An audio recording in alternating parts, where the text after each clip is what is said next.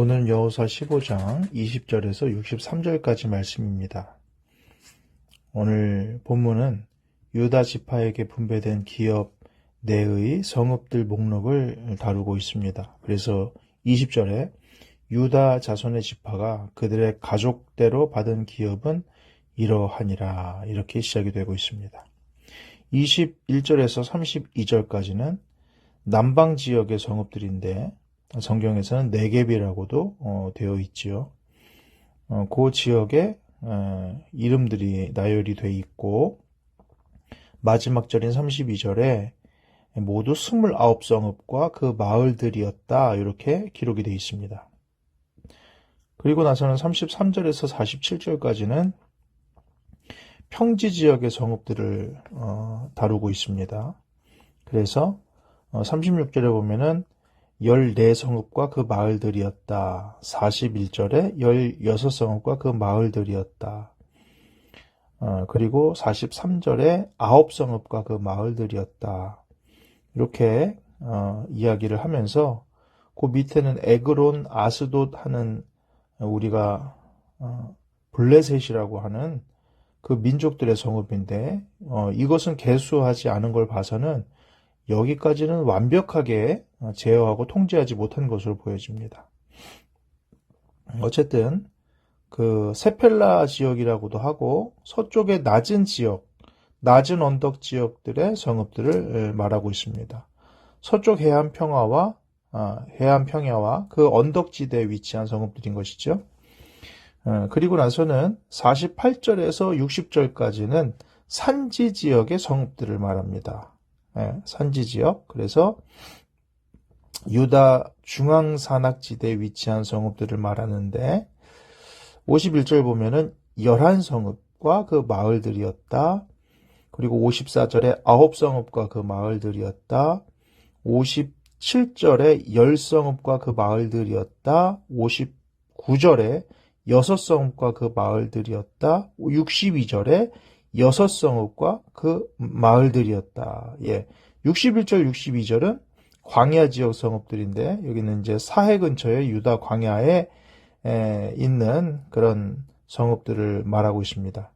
그래서 다 세고 또 세지 못한 것까지 다 합치면은 100개가 넘는 성읍들이 아주 자세하게 기록이 되어 있습니다.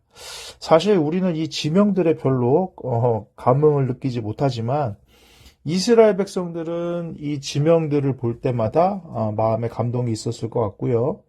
또 하나는 이렇게 자세하게 기록된 것은 하나님께서 신실하심으로 이 모든 성읍들을 얻을 수 있도록 하나님께서 성취하시고 분배하시고 그런 것들은 이제 구체적으로 표현해내고 있습니다.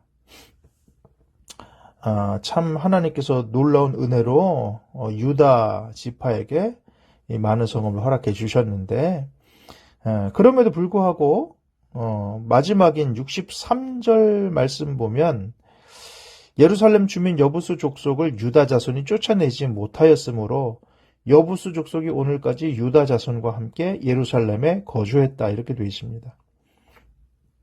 하나님의 신실하심이 부각되어서 구체적으로 많은 성읍을 주셨다고 설명되어 있는데, 그리고 나서 마지막 63절에는 이스라엘 백성이 점령을 하기는 했지만은 온전히 순종하지 못했다는 것을 알려줍니다. 바로 부분적인 순종을 했다는 것이죠.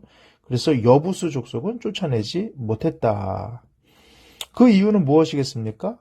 땅을 얻었음에도 불구하고 그 땅이 안주했던지 아니면 두려움이 있든지 아니면 나태함 때문이든지 간에 어쨌든 하나님의 말씀대로 진멸하라는 그 하나님의 명령을 온전히 순종하지 못했다는 것이죠. 주일 말씀에 갈렙에 대한 이야기를 했는데, 이런 갈렙은 온전히 하나님을 쫓았다 그러지 않습니까? 갈렙이라는 이름의 어원이 사실은 두 개입니다. 하나는 케렙이고 하나는 칼레브인데요. 케렙은 개라는 뜻인데 우리 지금 말하는 무슨 부정한 느낌이 아니라 충성스럽고 용맹하다는 의미가 있습니다. 두 번째 칼레브라는 것은 온 마음이라는 뜻입니다. 온전한 마음으로 하나님께 나아갔다. 이 갈렙의 삶을 그대로 말해주는 것이죠. 말씀에 순종할 때 온전히 순종하는 하지 아니하면 그때도 말씀드린 것 같았는데 인생의 가시가 되고 장애가 될 경우가 있다. 결국은 이 말씀대로 진멸하고 말씀대로 땅을 온전히 차지하지 못한 결과로 400년 동안이나 결국은 이 여부수 족속이 그 자리를 차지하게 됩니다. 결국은 사무엘하 5장에 다윗 때에야 완전히 정복이 되는데 하나님의 말씀이 400년 동안 지연이 된 것이죠. 오늘 말씀을 보시면서 여러분은 어떤 생각이 드셨습니까? 저는 한 3가지 정도로 우리 기도 제목을 주었으면 좋겠습니다. 첫 번째로는 분명 하나님이 주신 구원과 은혜가 있다는 것이죠. 이것에 대해서 우리는 어떻게 해야 됩니까? 감사할 수 있어야 된다. 하나님이 이렇게 구체적으로 역사하셨지 않습니까? 하나님의 역사가 이렇게 구체적이지 않냐? 예, 우리 삶 가운데도 구체적인 하나님의 역사가 있을 것입니다. 기억할 수 있기를 바라고 감사할 수 있기를 주님의 이름으로 축복합니다. 두 번째는 남겨진 여부수를 보면서 우리 삶 가운데도 여전히 남겨진 여부수가 있을 수 있다는 것이죠. 그것을 분별할 수 있는 영적인 통찰력을 달라고 하나님께 간구해야 될 것입니다. 우리도 모르게 품고 있는 여부수가 있습니까? 아니면 알면서도 점령하지 못한 땅이 있습니까? 주님, 깨닫게 하시고 결단할 수 있는 능력을 허락해 주십시오. 이것이 우리의 두 번째 기도가 되어야 될 것입니다. 마지막으로는 성령의 능력으로 두려움과 나태를 벗어버리고 하나님께서 허락하신 이 싸움을 완수하여서 하나님 앞에서 우리가 예수 그리스도의 온전한 통치를 경험할 수 있어야 된다는 것이죠. 여부수가 있었기 때문에 그 땅이 분명 하나님께서 주신 땅임에도 불구하고 하나님의 온전한 통치를 누리지 못했을 것입니다. 우리 삶도 마찬가지라고 생각합니다. 싸움하고 그것을 완수해야만이 우리 삶 가운데 분명 하나님이 주시는 예수 그리스도의 온전한 통치하심이 분명히 있는데 그것을 누리지 못할 때가 얼마나 많습니까? 기도할 때도 막히게 되고요.